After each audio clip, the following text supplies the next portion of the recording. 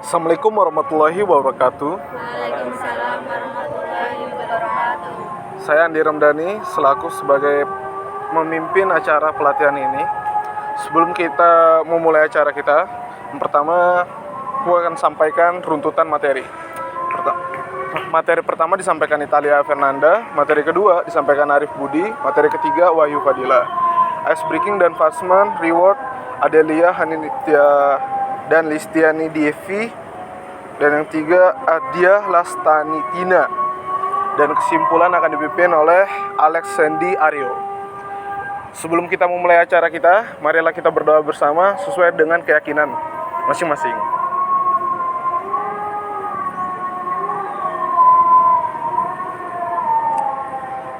Doa selesai, kita akan masuk di inti acara kita, yaitu pelatihan cara berkomunikasi dengan baik. Pemateri pertama silakan. Di sini saya akan menjelaskan materi mengenai bagaimana cara berkomunikasi dengan baik. Berkomunikasi menjadi hal yang penting dalam menjalankan sebuah usaha, karena dengan berkomunikasi kita dapat menjalin hubungan yang baik dengan pelanggan. Dalam berkomunikasi juga dibutuhkan ekspresi yang sesuai agar pelanggan dapat mengerti dengan jelas apa yang kita maksud dan pelanggan dapat merasa nyaman.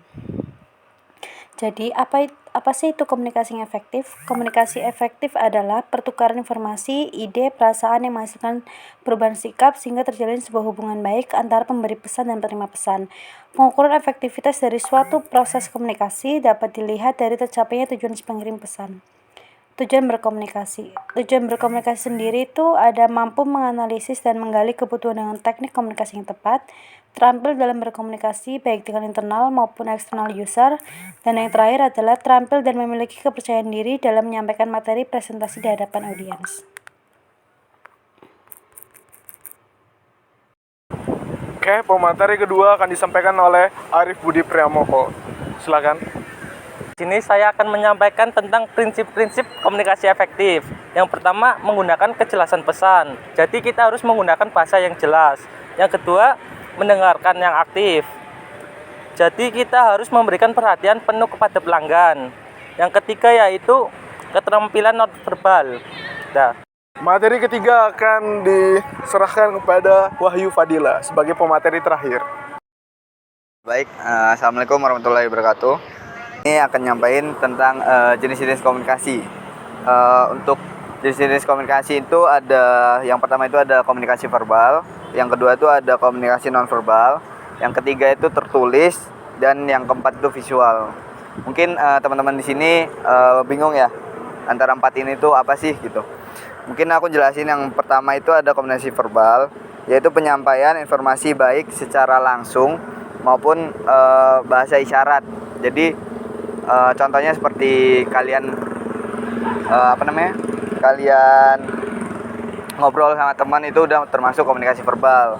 Nah, kemudian komunikasi nonverbal. Komunikasi nonverbal itu biasanya menyampaikan informasi dengan bahasa tubuh, penampilan, gestur, dan ekspresi. Contohnya itu seperti kalian memanggil teman tapi cuma melambaikan tangan, itu udah termasuk komunikasi nonverbal. Terus yang tertulis, komunikasi tertulis menggunakan media tulisan untuk menyampaikan pesan dan informasi. Mungkin di zaman sekarang ya, itu termasuknya seperti kita chatan kepada teman, itu udah termasuk komunikasi tertulis. Terus yang visual. Yang visual ini tidak beda jauh dengan komunikasi tertulis, hanya saja komunikasi visual lebih menggambarkan menggunakan barang atau barang untuk memahami interaksi. Tuh. Mungkin itu aja materi yang aku sampaikan. Terima kasih atas perhatiannya. Assalamualaikum warahmatullahi wabarakatuh.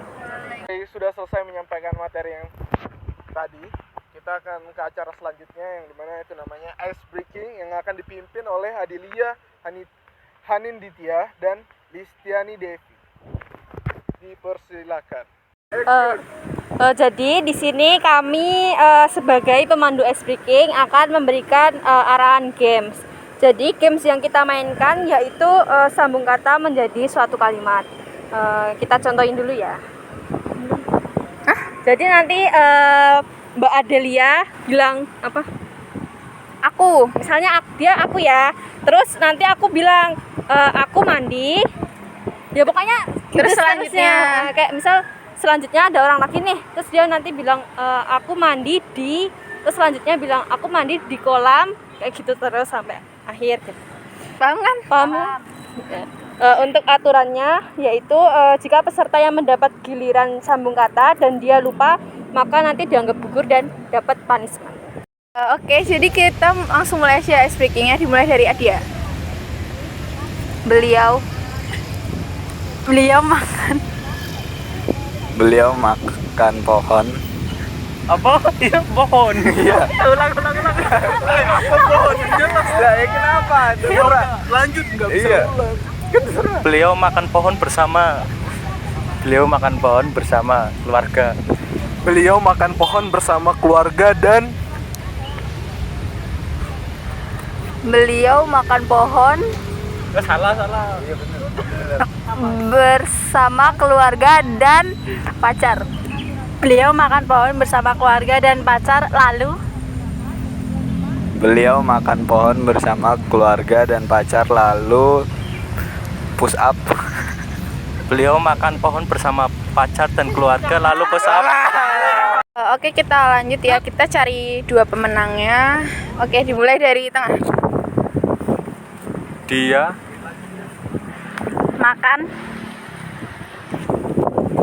makan biawak. Dia makan biawak dan dia makan biawak dan ayam. Dia makan biawak dan ayam bersama. dia makan biawak dan ayam bersama keluarga. Dia makan biawak dan ayam bersama keluarga besar. Dia makan ayam bersama keluarga dan salah ya, ayamnya kurang ya. Biawaknya nggak ada. Iya, Saya sebagai pemandu punishment dan reward akan mengumumkan peserta yang gugur dan pemenangnya. Yang gugur akan diberikan hukuman squat jump atau push up. Push up sebanyak 10 kali. 10, kan saya yang beri. Yang gugur dipersilakan maju. Yang pertama kali gugur. Pertama kali. Kenapa nggak bareng-bareng aja sih? Enggak, harus. Dia melunjak loh. Yo.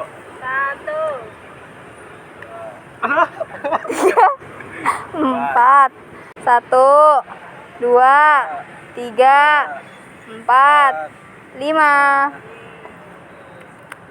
1, 2, 3, 4, 5, 6, 7, 8, 9, 10. 1, 2, 3, 4, 5, 6, 7, 8, 9, 10.